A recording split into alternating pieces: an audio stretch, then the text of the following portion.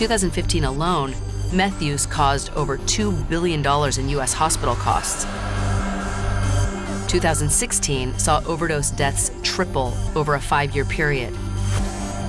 Today, the UN claims meth to be the second greatest drug threat in America after heroin. And it is heroin, the opioid crisis, that has played a key role in meth's surge. A lot of times addicts can't get the heroin for one reason or another, whether they can't afford it, and the dealers are actually giving them free samples of meth. So it catches them right there, it addicts them right there, and they run with it because it's a cheaper high, and above anything, it's a longer high. 24 hours.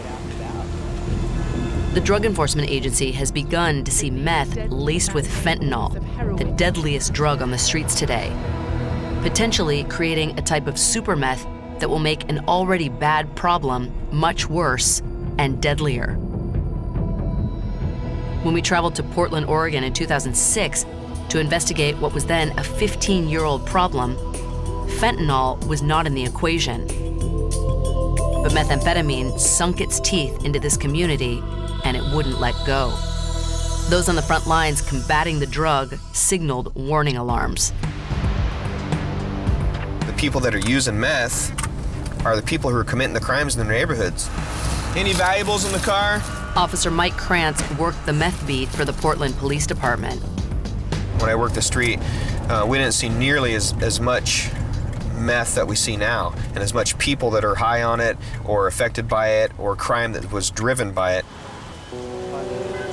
We went to the state of Oregon because it had been dealing with a massive, massive meth problem. Anyone who has visited Portland knows that for a very long time had a very big homeless population. And law enforcement estimates 90% of the homeless are drug addicted. We're not criminals. We work for a living. I believe you. Spread your feet out for me. Officer Krantz spent most days looking for signs of meth use.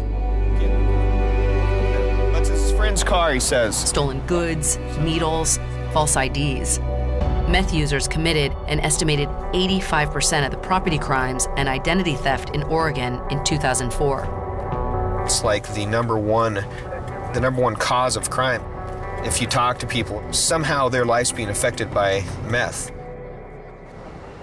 In Portland jails, 1 in 4 inmates tested positive for meth when arrested.